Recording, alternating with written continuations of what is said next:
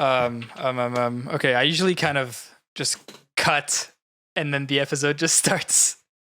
Yeah. So this is the episode 6 of the Bedroom ProgCast.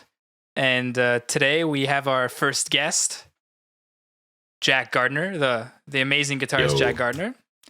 Too kind. Thanks for having me, dudes. As well as Josh, of course. What's up, boys? What's up? How's it going? Good, man. Just chilling. What's been happening in your life, Jack? What's your day-to-day like? Oh man, it's a bit weird. Like things in Switzerland are pretty much back to normal. I think, as far as I'm aware, like events of up to 1,000 people are allowed again, which is a bit Oh wow, mental. Like That's I don't know how crazy. long that's going to last. You know, I mean, I know back home in England, everything's just gone back into lockdown again for the foreseeable future. So Teams Europe's a bit all over the place, but it's kind of like got me hoping that maybe gigs aren't too far away in the future, you know, but For sure. we never know. Yeah, Other it's kind of a similar situation here because we've been like chilling in terms of COVID for like the past couple months, but now that schools are like opened up, like the numbers are going back up a little bit, and then everybody's kind of like anxious about it, and like people are just like, oh, like we're in the second wave, but I'm just like, okay, guys, like it's fine.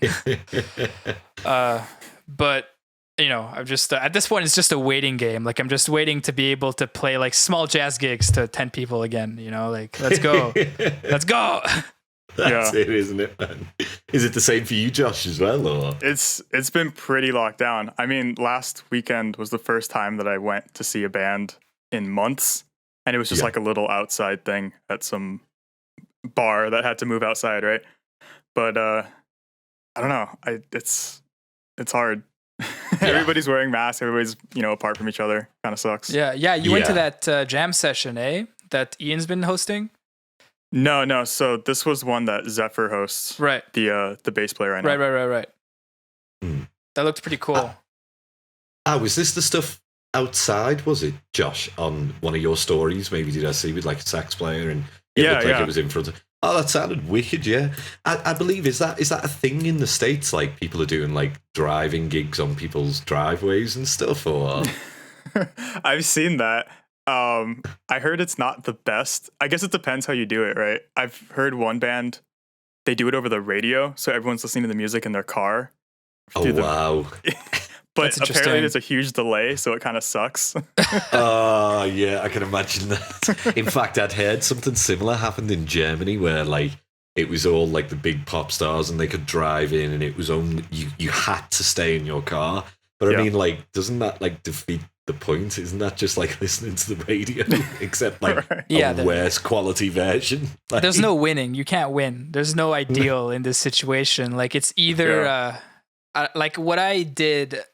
a bunch of times this summer was I would just get together with a couple of guys and just like play in a park. Yeah. But like, I'm not trying to attract a crowd, I'm just trying to jam, people walk by. I'm just like, go away. Like we're playing weird jazz. Like, yeah. You guys go jam behind the bushes or something. Yeah. Gotta jam behind the bushes. But so wrong. There's no way to do it right. I think apart from just jamming with your friends. The audience thing, the audience vibe. I think that's gonna have to wait a little longer. We're not quite there yet.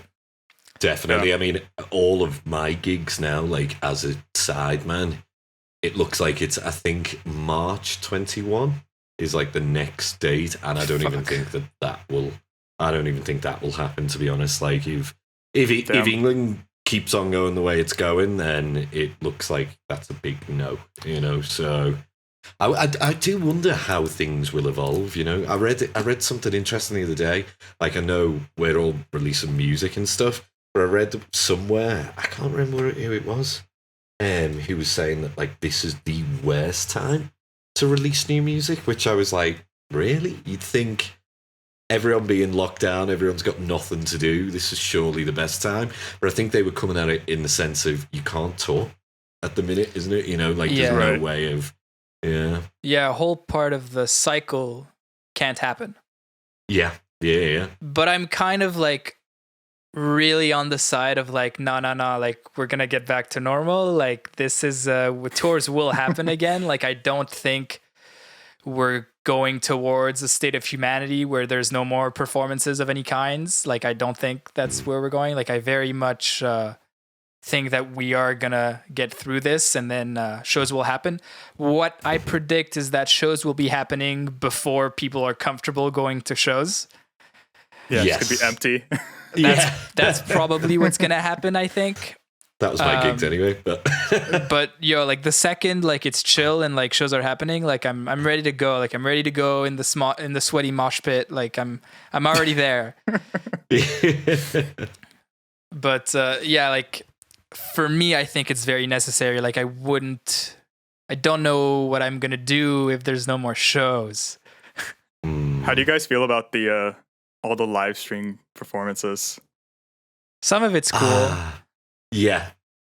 It depends for me on what type of live stream. Like I've seen lots of people back home just doing covers, but like with really bad quality, like like webcam stuff, really bad quality audio, and it's just like a guy with an acoustic guitar doing the same version of like "Isn't She Lovely?" Yeah, no, fuck that. The millionth time. Like, might as well just not do that. But with the PayPal link begging for that's the best tips. part, bro. You got to get that bag.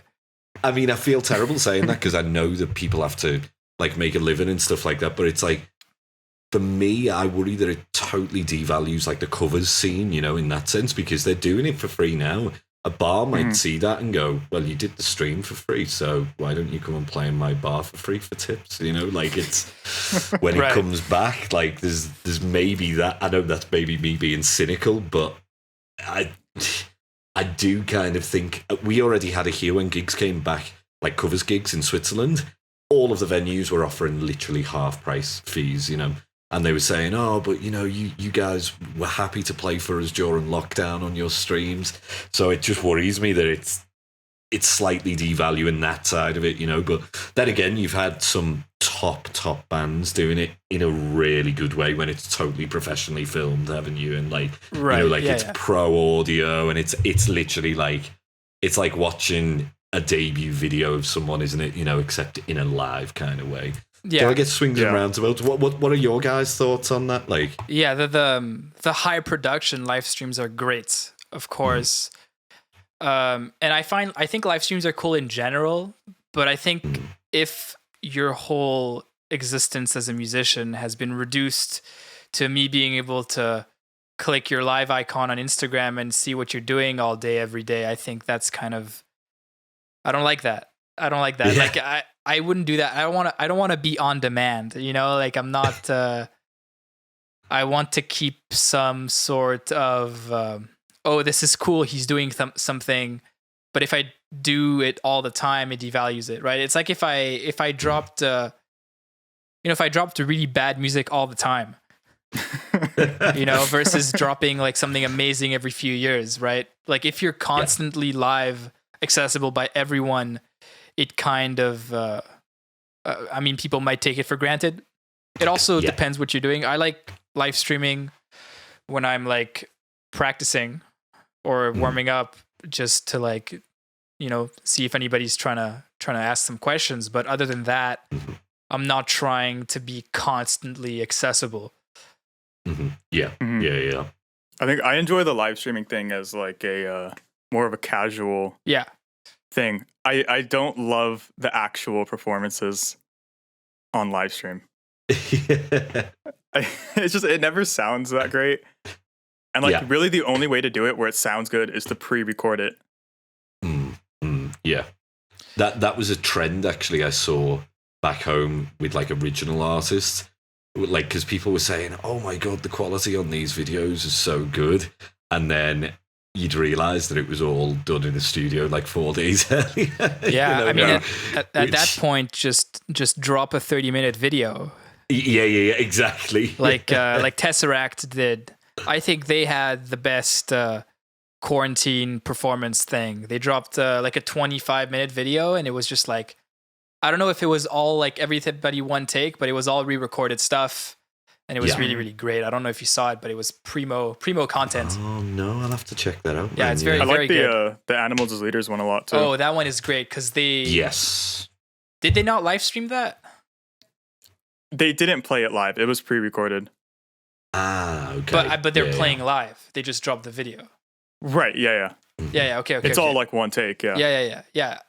That was pretty cool because it's like on the stage, whereas the Tesseract stuff, they're all in their bedroom, which is cool too. You know. Oh, okay. Don't you guys find it weird seeing like some of these like rock stars in inverted commas like just in their living rooms and things like this, or like their bedroom studios and stuff? It fascinates me to see what their setups are like, because some of them are actually like way more basic than what we'd have as a setup, isn't it? Right. You know, like it's so strange that the difference in production value is huge, isn't it? Like it always bothers me when like a pro has horrible video quality or like horrible audio. I'm like, what are you doing, man? Yeah, they've got all of the resources to upgrade that. Like, the gear doesn't make the man, but yeah, like I've acquired so much gear in the past like couple of years. Like everything I make needs to be like top, or else like what am I doing? But I think like all these sick guys that are just like that just have a Scarlett and a laptop. You know, it's not the gear. The gear is not the reason why they're making sick shit. It's because they're just great. Yeah, that is true. Like you're just running an interface and some neural plugins, right? Literally, man. Yeah. I decided ages ago. I mean, I do have the amps, but I mean, the Friedman is back in Liverpool. I've got the Victory here. But just for ease most of the time, and like just loading up a plugin is so much easier. I was never one of them. I never got like the Axe FX or the Kemper or anything like that. It was always like out of my price range. Like even that, I know I had the B100, but that was kind of like a big investment kind of thing. I understand. You know, like, so I never had that kind of super like top end tone, I guess. And like now that the plugins have come out, I mean, it's just so easy, isn't it? And you've got a DI there, so if something is a bit weird afterwards, you can always go in and go, okay, like take a bit of top off that or something like that, isn't it? You know? Yeah, it's really easy to like get the DIs right, especially because my whole thing is when I track is I hate reamping, but I always take a DI because I can see what I'm actually playing. Yeah, because you can't see shit on an amp track, right? Yeah. So I mean, when you're tracking DIs, like you know that you did it the way you want it visually. Like you could see how much you're laying back, you know, in a different way than the amp track. I do miss. I don't know whether it's a psychological thing or something, but whenever I play the amp again, like it feels like there's no delay or there's no latency. And then when I go back to the plugins, it's like it takes me a day. I have this like love-hate thing where it's like I love the amp and I'll be like, this is what I want to play. I want to play the amps forever. They feel right. Go to the plugins and then it's like the first day I'm like, oh no, this sucks. Like it feels like there's this lag. After the day, I'm like, oh, I love the plugin. And then it's like, you know, the amp feels crap again. And it's like, it's That's this really weird weird psychological thing. Yeah. Damn, I could never get a comfortable on the plugin. Really? I can never do it. I think it's also because like whenever I'm tracking like my demos, my templates are really heavy already because I got like a bunch of pre-mixed stuff. So that's a different issue. But like I always do like direct monitoring. So I monitor through the interface before it hits the computer when I'm tracking. And so for me, ideally, I need the tone outside the computer. Yeah, which is why like that makes sense. Like I was big on the fractal until I recently switched over to like a load box. So I'm tracking real amps now, like a big boy. Yeah. It's a trader. Yeah, that's really cool. I saw some of your videos lately where you were using like a captor. That's not yours? Were you at a studio or something? No, I think that was at the Gear event. I mean, I do have the Torpedo Reload down here. I don't think it's visible on the actual camera. But yeah, it's the big old 2-note slow box that I've got. I am eyeing up though. That was used at the event. Is it the Captor X? Yeah, that's the one I got. I just got it. It's fucking sick. Oh man, it looks insane, doesn't it? The only thing is I guess I'd have to get the 16 ohm one because the Victory amps, right? Weirdly, all the cabs are 16 ohms. So is yours the 8 ohms version? I have the 8 ohms because my Mesa doesn't have 16. And my Friedman has 8, so I was just like, I just do the 8 thing, so that's all good. Yeah. But yeah, like that stuff's amazing because like I said, I like having the tone outside the computer, right? Yeah. And switching to a real amp now has just completely changed my workflow. To get back to like your music stuff, what's the process for you in terms of writing stuff? Like, are you throwing demos at Owain and seeing what comes out, or are you demoing heavily yourself and like working on arrangements?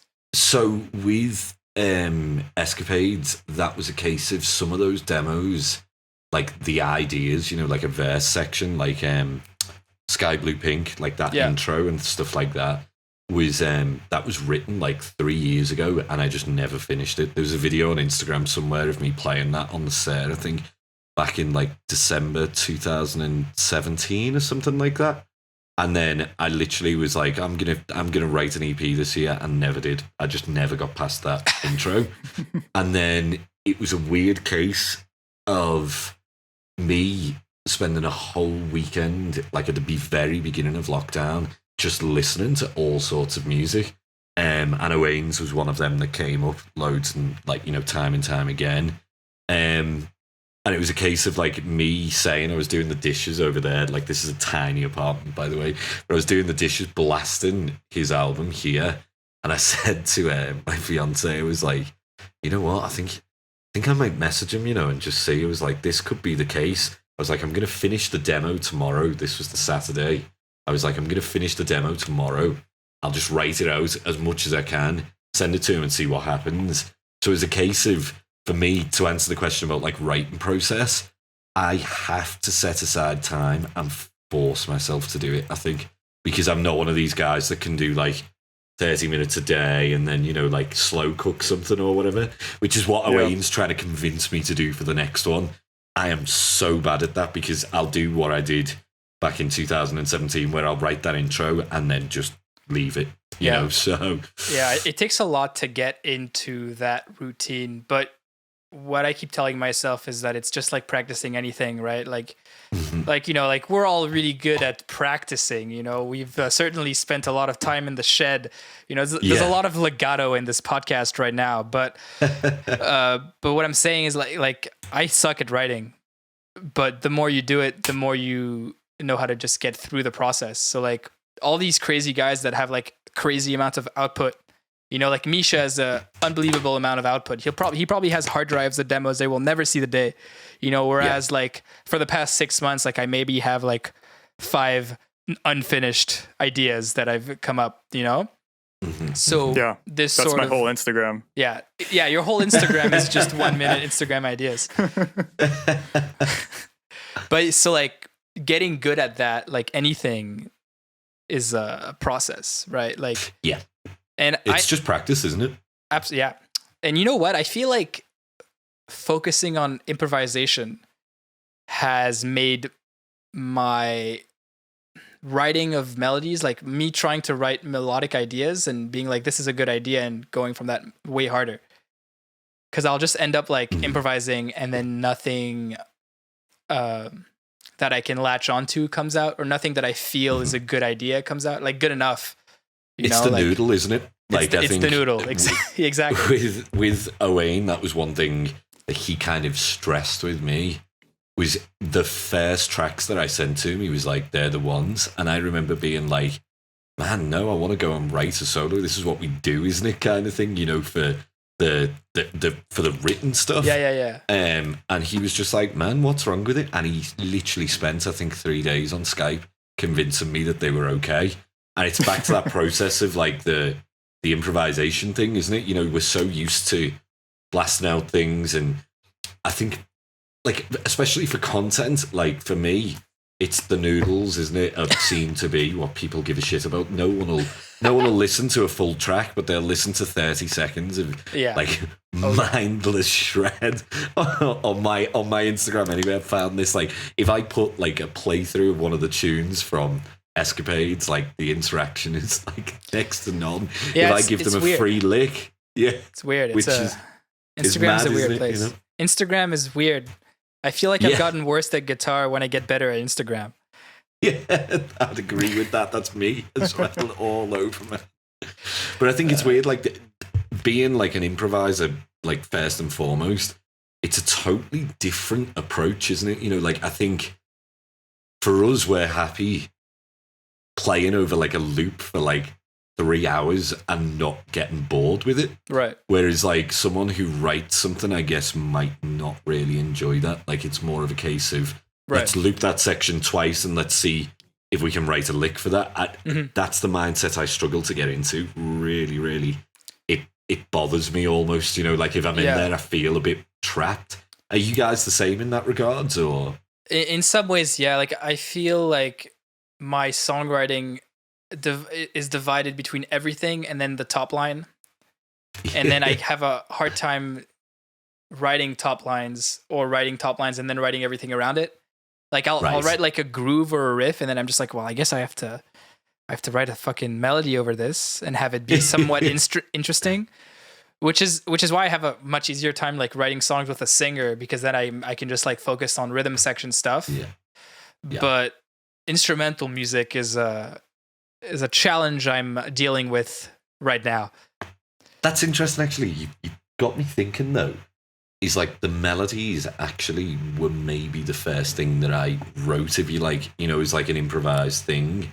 It's the riffs and the kind of, not so much the chordal playing, because that's something that I do in like the gigs which I play and things like that, and I'm happy to improvise and comp and things, but like writing a riff is something that I really, really struggle with. Maybe I just don't listen to enough like prog and stuff like that, but like that, do you guys find that comes natural to you? You know, like if you say, okay, forget about the melody, forget about this, let's just write a riff that grooves, like, is that something that you guys maybe a little bit more than you, but I still feel like I have a hard time writing riffs because I'm not like 100% on that prog mindset. Like I write I have a better time writing grooves than riffs, if you can see the difference, right? Like when I mean writing a riff, like it's more like an idea. Like I'll have like some motif or something that I want to do, you know, some metric idea and some chords, and then I'll try to write something that is a part as opposed to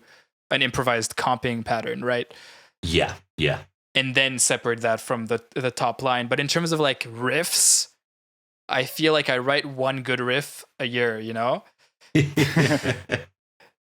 And everything else is just like trying to pull a riff from changes that I thought were cool, or trying to have a very intense time, like metric idea where I'm gonna decide the riff around that. But then it kind of goes to that one note, that gent thing, you know, where like it's less of a melodic riff and more of a groove, you know, where I'm playing less notes, but the metric stuff is very important. Yeah.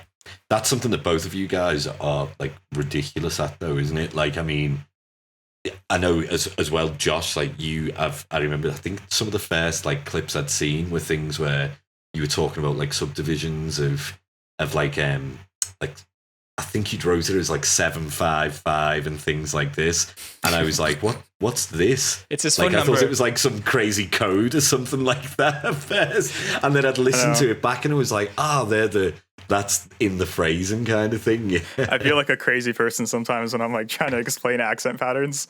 It makes sense, man. It's awesome. Like, it's a great like writing tool too.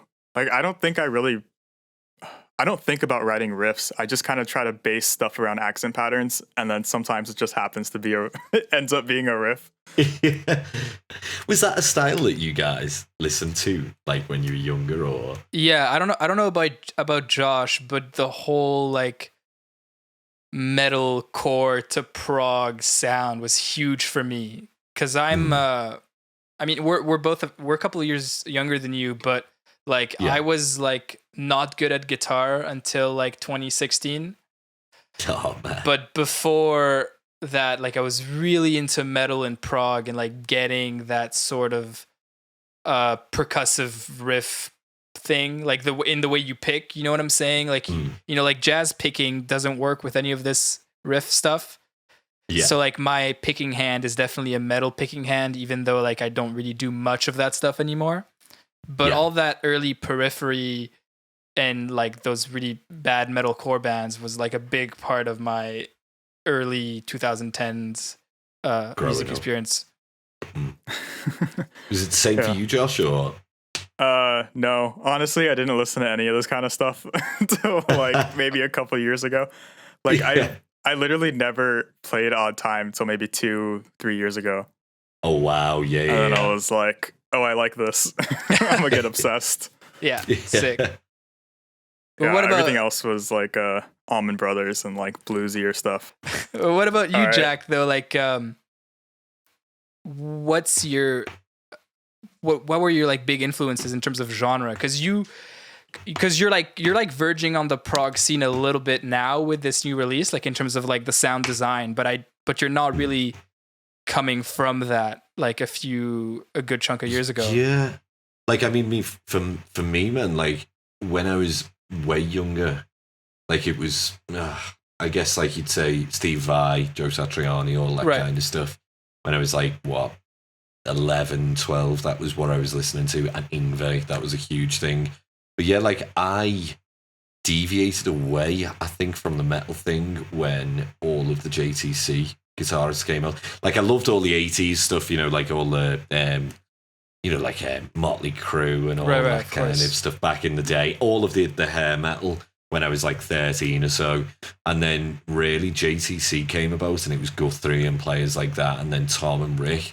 So I kind of got more into like listening to their influences, I'd say. So, you know, like more of the fusion-based things. Like I remember one album I used to listen to death was Adam Nitty's Liminal album. Have you guys ever I don't know that one. Bass player? Awesome stuff. But I never really got into the like prog scene or anything like that. Like I'd heard bits of Periphery and stuff like that and Tesseract, and I enjoyed it, but it just wasn't something that I'd think that it was like, you know, it was on playlists or things like that. Sure. Mainly, I think I got into more, if you're talking like the contemporary stuff, it was more like Dirty Loops and like, you know, especially like the people I was gigging with as well. It was a lot of that kind of like, they would listen to Erykah Badu and D'Angelo and all that kind of stuff. And that was kind of the route which I went down. I still love the metal and I'd like listen to it every now and again, but it was more a case of, it's your surroundings, isn't it, at the end of the day? Of course. Yeah, like I got into that, the neo-soul jazz, modern jazz thing way later, like around when I was going to jazz school. But what happened to me is that around 2011, 2012, when like those JSTC and players were starting to come up and like Rick and Tom were like, you know, owning the YouTube game, I just got really into Slipknot. And then that was like a year and a half of my life. And then I started to get into like heavier stuff. And then I got into like, I was like, oh, like all this heavy stuff, but it's like harder, more technical with like the gent stuff. And then I got into like Meshuggah, and then I wanted to do that in a band. So it took me a while to come back around to getting better at guitar from this kind of dive I did in like all the metal stuff.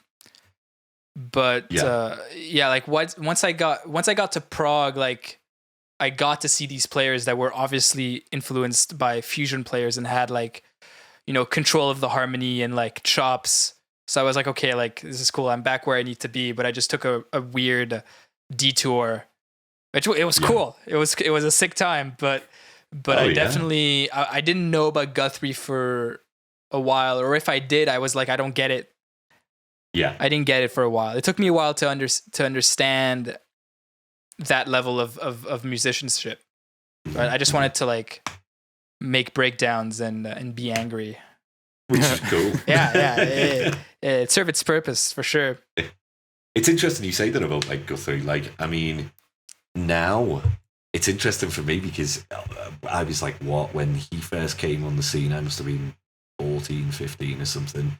And I remember hearing him and thinking, oh my God, this is like a total different planet from like, you know, Steve Vai and Yngwie and Joe Satriani. Like, those were the guys that I thought were like the pinnacle of guitar playing when I was that age. And Guthrie came along, and I realized that there was the whole improvisational aspect of it and all this kind of stuff.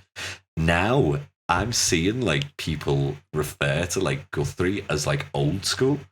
And I'm thinking, what? Like, does that make me like old now? You know, like, am I the boomer of this newer generation? You know, but he's definitely he's not old school at all, but he's definitely like the guy that was huge like 8 years ago, and now is just like riding that wave. You know, I remember the first thing I saw from him was that the JTC.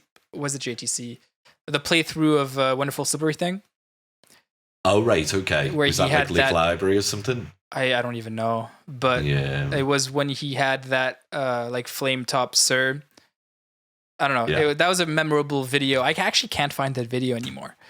But anyways, like, I didn't get it back then. Like, I think what happened to me actually is I started finding some players that had like jazz influences and were using like, you know, chromaticisms and like targeting chords properly. And I think I heard a player that I forget who he was, but I didn't like the sound of it. I was like, I don't like this. Yeah. And so it took me a while to come back around and be like, no, I was wrong. This is sick. Which goes to show, though, it's the years, isn't it? They change all the time. For sure. Like I definitely had like massive arguments with my dad when he'd be playing like Coltrane DVDs and stuff like that, or maybe, you know, like Miles Davis stuff. And I remember like being like, oh, it's just a load of random nonsense. And, you know, like when you're like 15, you're like, that's not cool. And then it's like, as you get older, that you kind of like, oh, wow, that's another thing. But again, like, I've noticed this seems to be a trend for some, is that like, if they transcribe something that's super complex jazz, you question, do they like do it because they want people to think that they, you know, have this kind of complex nature to their playing, or do they actually like what they're transcribing? This has been a big thing for me recently. Like, you mean like seeing people online transcribing? Yeah, you know, like, so I mean, like a solo which I absolutely love is like it's not jazz, but like Lingus by Corey Henry. Of course. And you're thinking like, I wonder whether some do it because they want like the bravado, you know, of, oh, I transcribed that solo, or do they actually like it? Because if you watch like some of their other stuff, then maybe it's nothing like that. Right. Know? It's like transcribing Giant Steps, the original solo. Like, it's not actually cool. That's a weird thing.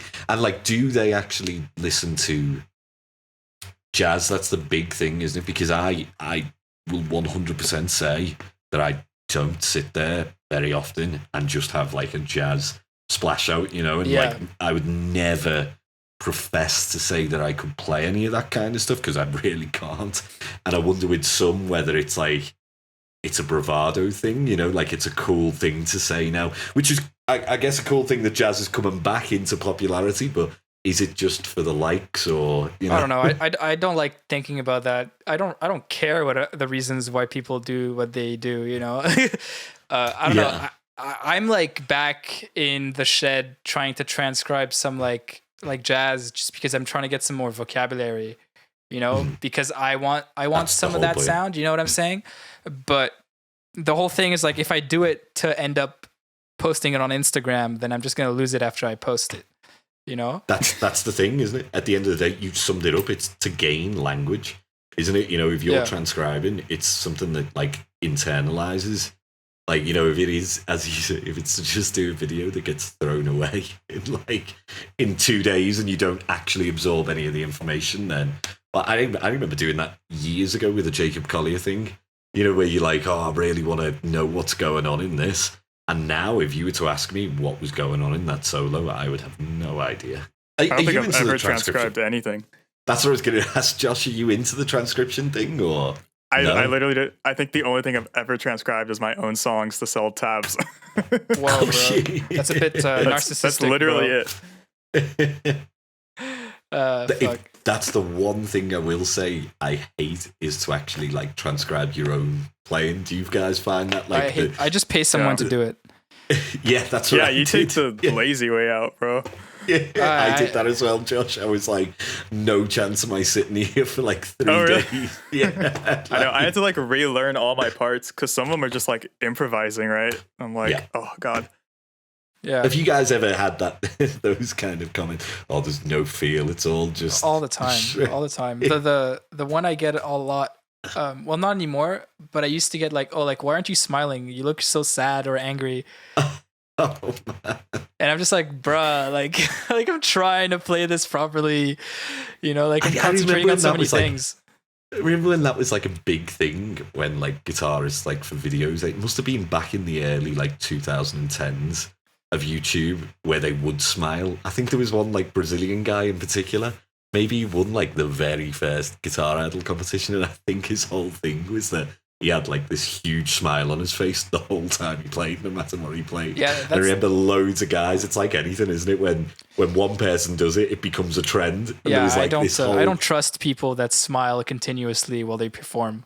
That's weird. Yeah, look at Josh. He's never smiling ever. Never. Actually, Josh, probably the only time I've seen you smile is on these podcasts, to be fair.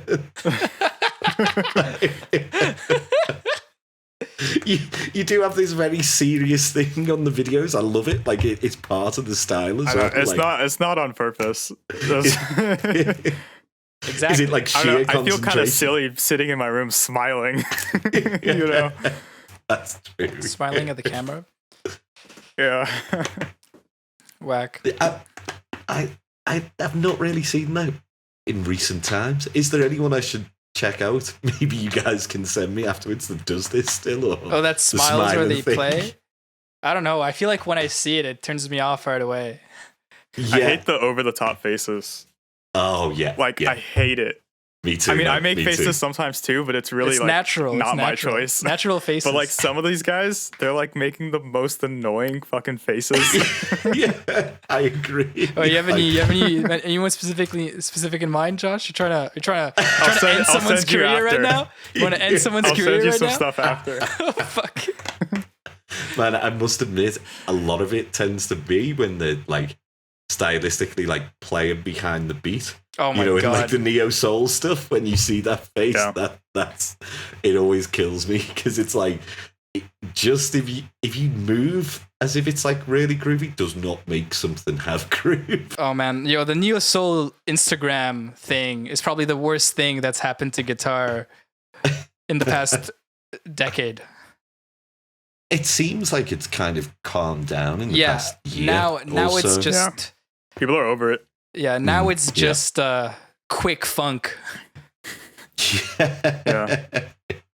I love like the good neo soul players. Of course. But I feel like there's so much of just like bullshit on neo soul Instagram stuff. Yeah, absolutely. I think because it's so accessible and like it's not like the prog thing, is it, where you have to have a certain degree of like technique and like musicality. Yeah, for sure. Like with neo soul, the bad neo soul, of course, not guys like Isaiah Sharkey. No, stuff of course, he's like, he's amazing.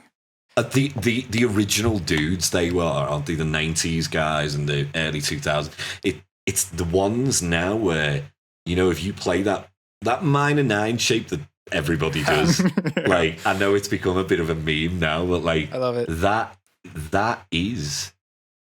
It's not technically difficult to play or technically demanding to play, but it's got the flash, hasn't it, in that sense? So, like, it sounds cool.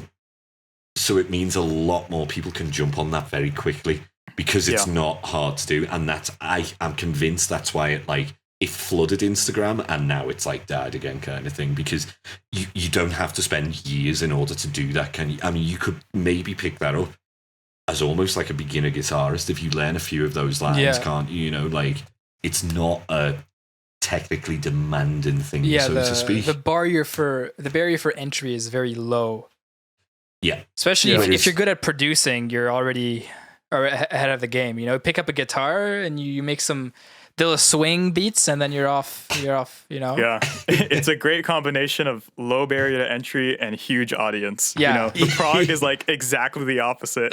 I don't know if you guys ever look at like your analytics, but it's literally like 95% for me dudes that are like 25. Yeah. Same. That's exactly the same. The same 25 to 34 is like that's the age range. That's who I target in my ads now. I don't even try to do it like both sexes and like more ages. I just that's it now. I don't even care. Yeah. I wonder what's like the younger generation. So I mean, because you guys are both what, 23, 24? Yeah, 23. So you're only like 3-4 years younger than me, but what are the 18-year-olds listening to then? Is it the neo soul thing, or what is it like? I have no idea. I think the jazz school crowd of 18-year-olds now are like freaking out about the new neo soul stuff, you know? Yeah. Because like 5 years ago, you know, Snarky Puppy was really hip. I mean, they're still really hip, but I mean, they were starting to like be really popular, as well as like Hiatus Coyote and those bands. Yeah. So that's what everybody was freaking out about when I was in that age group. But I don't know what the kids are listening to now. Yeah. I don't know. In my head, I feel like it's guys like JD Beck. Oh, like, that whole thing. But I feel like JD Beck is like about to get to that level where everybody's listening to him, because he doesn't have like, they don't have an album out yet, but they're about to. So I think in the next couple of years, they're going to be at that level. Because now, he's an amazing musician, but in terms of like presence, I think they're still on that meme level. You know what I'm saying? Where it's all just crazy shit, but like kind of memeable, shareable stuff. I think the really, really amazing music is about to happen for them. Yeah, like actually, the bassist in my band was at Berkeley when right before Domi dropped out and went to tour. And he was like, yeah, like I just wasn't good enough to hang out with the kids that were really fucking good at Berkeley. Although my bassist is amazing, but like that level is just so much, it's like unattainable unless you're like a crazy person. Yeah. It's a weird choice to go to Berkeley when you're not already that good at music. Well, I mean, if you can pay for it, like it's pay to win. You know? I don't know. I know some people from high school that went to Berkeley and they're still not great. Yeah. I hope nobody there listen to this. I think that's universities though worldwide, isn't it? You Absolutely. know, like even I think a lot of it. I remember the idea of like Berkeley and MI being like, oh my, I really want to go. Even as like an English dude, like they were considered the top two. And when I spoke to people from there, they were like, don't bother. Like you can literally learn that same stuff and save yourself a ton of money. Yeah. Hey guys, Joseph here. I'm editing this podcast right now, and I just wanted to quickly mention that we had a lot of technical difficulties while filming.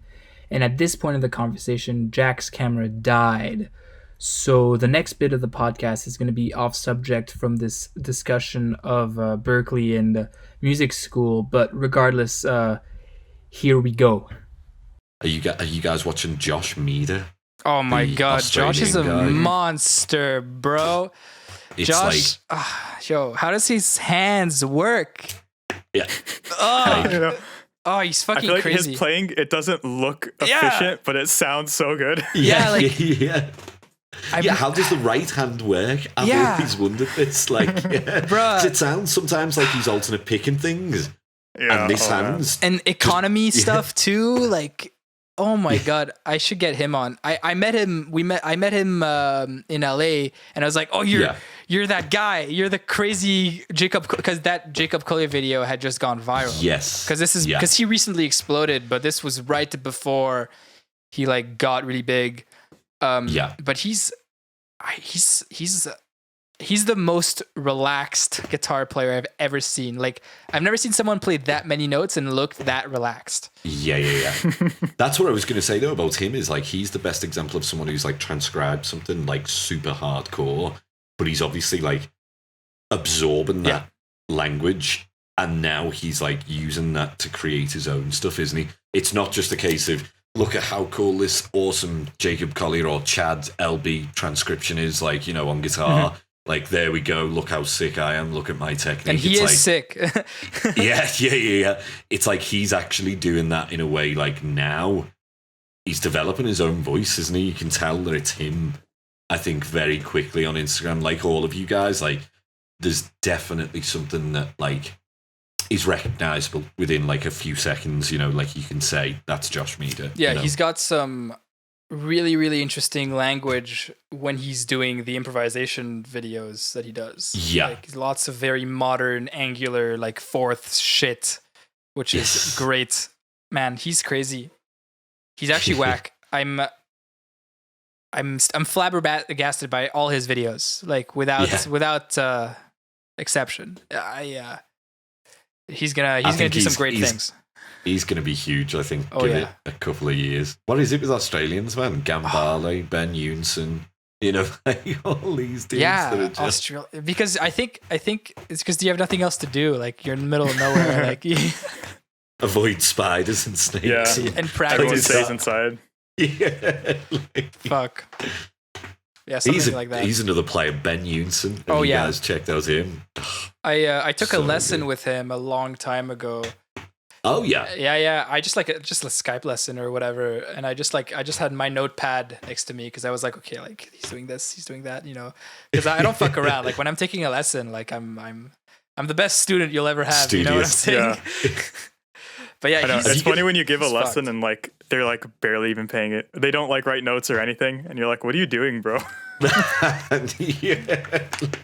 You think, don't you, with, like, certain Skype pupils, like that do that, it's always the one-offs as well, isn't it? And, like, it feels like they almost think that just by having one lesson, it's going to transform them into this, like, superstar player. And, like, usually the first lesson is, like, it's seeing how they fundamentally, like, approach the instrument, isn't it? You know, and, like, having to correct all of these things that, or not correct, but just, like, to advise on all of these things that, you know, like the visualization, fretboard visualization and things like that are way more important than being able to, I don't know, play a crazy chromatic lick or something like that. That's what they want. Yeah. But, like, you know, like, you give them, if you give them the fundamental knowledge to create their own, it's almost like some of them don't seem interested, you know? Like, yeah. I've had people stop me and be like, nah, don't tell me, like, how you do it. I just give me the lick. Really? No way. Like, all right, really, bro? That's whack. Oh my god. Oh my god. I would just say no. Yeah, dude, that would be the end of the conversation. Oh my god. I know, like, this wasn't from me, but it's an Owain story. He said one Skype lesson that he had, the guy started up, and he said he's just playing at him for like 10 minutes. And Owain said he was like, hey, man, like, you know, it got to 1 minute, and he was like, yo, dude, you know, can you see me? And it said it was like 10 minutes of just the guy playing. Well, Owain's got the patience of a saint. He sat there for 10 minutes waiting for him to finish playing. And then he was kind of like, what do you want to do? And he was just like, oh, I just wanted to give you an idea of what I can do already. And Owain said he was just like, okay, but you could have at least told me that that's what you were doing, not just played at me for 10 minutes. That's fucked. I don't know. All my one-off lessons are just me, like, talking for 45 minutes because I know I can't show you much. So I'm just going to tell you about how I'm just going to puke my approach on various subjects at you for an hour. Yeah. That's like all my one-offs are like that, just because everybody's like, oh, like, how do I improvise? And I'm just like, okay, slow down. Yeah. Like the most broad question. Yeah, like, do you know how chords work? Like, step one, you know how chords work? No? Okay, all right. That's an interesting thing, actually, though. I know that might sound funny, but the amount of dudes that don't necessarily know like triads and how to construct them, then seventh chords and how to construct them, and like any of that. But if you watch a video of them playing, you'd assume that they would. You know, like in the playing, it seems like they're at like this level, and then there's all these gaps, you know, like down below. That they're the ones which always fascinate me, because I'm like, how did you get to that point, like where you can blast over this, but like, you know, not understand how a chord works? Like, it's fascinating in the same way. I think guitar, it's easy to like cheat, I guess. You know, if you're playing something like a saxophone, you can't just like memorize scale. I mean, you can, but like it's much harder to visualize than if you're playing guitar, right? You can just learn licks or like learn scales and just play and translate them. That's the thing, I guess, isn't it? Right. Like For sure. it's just a position shift, isn't it? Whereas, as you say, Josh, like a sax thing, every single key is an alternate fingering, isn't it? Like, yeah, exactly. Yeah. Yeah, I think like it's mostly just people being able to do things without being able to explain what they're doing, so that when they're asked a question, they don't know what you're asking. Yeah. Right? Like, Yeah. When I was talking about chords, like I wasn't even talking about like how to construct a triad. I was like saying like, do you know how chords function together? Like that's like I can't even start talking about improvising anything if you don't understand like the difference between a 1 chord and a 4 chord. Yeah, exactly. Right? Yeah. That's like the most important thing for me, because when I got that under my fingers, it changed everything. Yeah. So like that's something I focus a lot on when I'm like babbling at my fucking students. Yeah. Trying to be like, I don't know there's if a you guys sharp get 11 this. on this chord because it's a 4 chord, you know. So that's how it goes. What were you saying, Yeah. Josh? I end up having to teach a lot of rhythm stuff too Right. to guitar Oh, players. Now that's a bit of a struggle, trying to teach odd time and polyrhythmic stuff to guitar players who have never like used a metronome in their life. Yeah. It's like another that, fundamental stuff. Yeah. You're like 8th notes, then 16th notes, then accent every 5th, 16th note, and they're like, what? What? dude. Man, that's something that I'll openly admit that I definitely struggle with, like, because it's just so alien, you know. Is it like an approach? It fascinates me, and I'd understand how you'd say it, but actually executing it, I would stand no chance, you know. Like, I think that falls in the realm of like being able to hear it before you can actually do it, right? Like I don't practice that stuff, but there's a few polyrhythmic stuff that I can just do because I know the way it sounds, like the like accenting 7s and 4s. But for example, like I can't just bust out a quintuplet, but Josh can because he's explored way more of these subdivisions. Yeah. Right? Like it's the fundamental gaps is just being able to, I think it's just being familiar with like all this stuff. Like if all this stuff is exotic, you can't just like execute it. Yeah.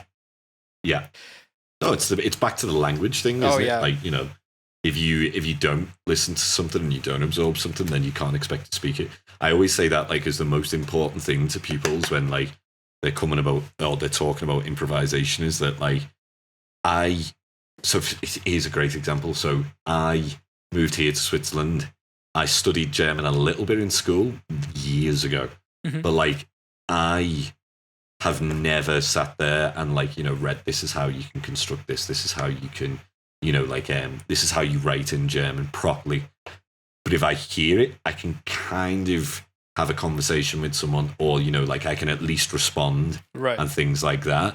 And that's just based off the ear of listening and being surrounded by it, isn't it? All the time, going into the shop, they ask the same things over and over again. You know, like you hear the same conversations on the street every day, the same small talk things. Like you absorb that and you can replicate that. Yeah. But, like even without studying the sentence structure and all this kind of stuff, isn't it? You know, like I think that's a real point that a lot of these younger guys, maybe the ones who are 18 now, who come for like Skype lessons and stuff, they want to know how to like play crazy changes, you'll say, or like, you know, like crazy licks like that without knowing everything before, or without listening to that kind of stuff, really. You know, like listening to guys like Tom Quayle or guys like Rick Graham, they hear like the newest, you know, crazy shred lick and they're like, oh, I want to do that.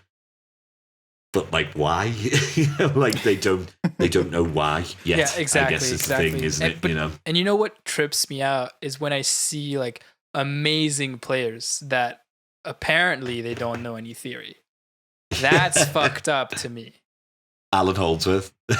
Well, he knew theory. He just had his own systems. He knew things. That's it. That's what I always say. But apparently, like Greg Koch doesn't know any theory. Really? Nah, he's got to. Right. To. Like the language he's using is so like harmonically dense. Like he's got to know some stuff. Again, it'll be like Holdsworth, though, won't it? It'll be his own way. It'll be like, here's the orange scale. The orange scale. But Owain's one of them, actually, who doesn't talk the lingo at all. That's crazy, because I thought he was just a theory nerd. Not at all, mate. Like, it's all the... like, if when we were having conversations about the demos, and he was like... like what do you want to do here? Like, do you mind if I add in a different chord? And I'd be like, yeah, what about this? What about that? And I'd say to him, like, it's something simple, like, after the E-7. And he'd be like, bro, don't speak like that to me. Bro, don't talk to me like that. Like, oh, man. That's whack. Because his chord and reharmonizations are just so it's so advanced. Like, he's so fluent with that stuff. Like, I'm just surprised he can't, like, articulate it using words. He just hears it all, man. That's crazy. I think it's one of them. Like, yeah, but that's also a keyboardist thing, though. He said that was the big change. He was like, when he studied keys was when he realized how like shit the guitar is. Yeah. Essentially, for that kind of stuff, and it's kind of true, isn't it? Like, we are so limited when it comes to the reharm stuff. Just the nature of the instrument just doesn't really provide for the way that like a keyboard player, like, look at Dirty Loops, like, they can, if Jonah, the keyboard player, could do all of that reharm stuff himself, he wouldn't even need the bass player there, would he? Like, you can experiment with that, whereas for us, we've got to play the guitar top line usually, and then record the bass line to see what that sounds like, isn't it? And I think there's the relationship you have with the instrument is very different. Like, just having notes laid out in front of you is different than having this kind of vertical, not symmetrical, like, fucking piece of wood in your hands, right? Like, I feel like the biggest cheat to be like a crazy musician is be good at ear training, and play keyboards. Yeah. Because like my ear training is like mediocre, but on keys, like, I feel like I can just kind of pick out what I want just because it's there. It's a weird thing, right? To just have the relationship instead of like looking for which of this note that you want to play on guitar in this, you have the same note in like 5 different places and all that shit. Like, sight reading on guitar is a nightmare, but sight reading on a piano is way easier. Even for me, I can sight read on a piano better than I can sight read on a guitar. I guess because there's only one option, isn't it? Exactly. For each note. Like, yeah. But talking about though ear training, that is one thing. Weirdly, I'd be super interested to see if you guys have had the same thing. Ear training, if I am listening to someone do it on a guitar, I can hear clearly what everything is. When I hear it on a different instrument, it takes me more time. Yeah. Like, so if I hear like someone play like I don't know, like an E-9. Yeah. If I hear that on guitar, straight away you know what that is. It's neo soul shit, isn't it? And then if you hear that on piano, though, it takes me an extra second to register. Or like even close intervals together on piano can mess me up totally. Do you guys find that? Absolutely. Yeah. I'm just so used to the intervals on guitar. Or like the voicings on guitar, I mean. Yeah. Yeah. It's also a weird visual thing for me. When I hear guitar, I can like visualize the fingering or the voicing. Yes. But on piano, I don't have that connection, so it takes me a longer time to figure out what it is. Like, if I hear someone playing a chord, I can kind of see what they're playing before I can figure out what they're playing from the sound, just because I'm used to that timbre, right?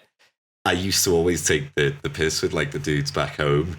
Like, if there was a tune that came on in a bar as you're setting up for the gig, And like you can tell if it's an open D major chord or like an open G major chord, can't you? Because it rings in a certain way. So I'd like fuck with them and be like, you know, they'd be like, oh, have you got perfect pitch? I'd be like, oh, I don't know, man, maybe. Like, you know, when it's obviously just like relative. You've heard that shape a million times that we know what an E major sounds like. You know? Guitar is weird, man. Guitar is a weird instrument. Just too many quirks. Too many quirks to the guitar. Yeah. How about how the instrument's like not even in tune with frets? It's never in tune. It's never actually in tune. Yeah. That's the worst part.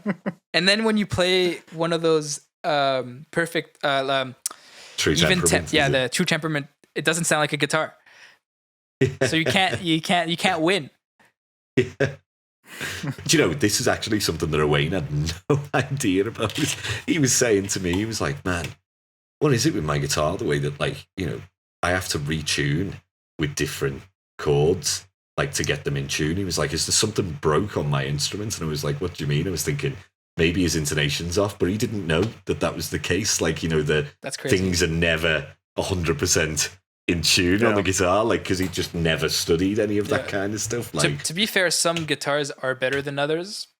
I feel like I don't really run into that issue with my guitar, like in terms of, like, on a noticeable level. Like it never occurs to me, but like on my PRS, I feel like I heard it a bit more because of the shorter scale length. Yeah. So that might be something like that. But he's playing Strandberg, so I don't know. You were playing this Strandberg was on as well. his old Fender, yeah. Oh, on his old Fender, yeah. So that might be a thing for sure, right? Well, I mean, I think he'd said it never been set up since he'd had it. Oh, well, there you go. Like, there you go. It's one of them, isn't it? But I had that same issue on the Sam, and like the frets with that. Yeah, but your Sur was crusty by the end of it, no? Oh man, 10 years of like gigging. I'd say 5 years of it was gigging pretty much 5 nights a week. And then like the other 5 years was crazy practice. So yeah, it was destroyed. They were nickel frets. So like they probably went after 2 years. You know? I think we got to wrap this up. All my stuff's dying. All right, yeah. Oh, yeah. Do you want to? All right. Jack, do you want to plug anything real quick before we wrap up? Man, by the time this episode's out, the sales probably ended on my lessons. So yeah, I guess just Escapades is still going strong. It'll be 3 months old, I guess, by the time this is released. Sick. So yeah. Cool. So yeah. Yeah, you can follow us, all of us, on Instagram. I'm at Joseph_is_rad, at Jack Gardiner, right? That's it. Yeah. I think it's like Jack_Gardiner_music. Unfortunately. Really? Okay. That's pretty okay. Someone had taken my name. Fucking asshole. And then we have Josh Della, no underscores, because he's a fucking loser. Yeah. That's how you do it. And yeah, do you want to plug your music real quick, Josh? Yeah. Got the new track Perennial out. And then I don't know if I should say this or not, but maybe by the time this comes out, I'll have another thing out. You can't say that. We don't know if it's out for yet. A thing. I know when it comes out. I do know when it comes out. I don't know when this podcast comes out, so I wouldn't risk it. All right. All right. Keep it on the peace. down low. Goodbye. Until next time.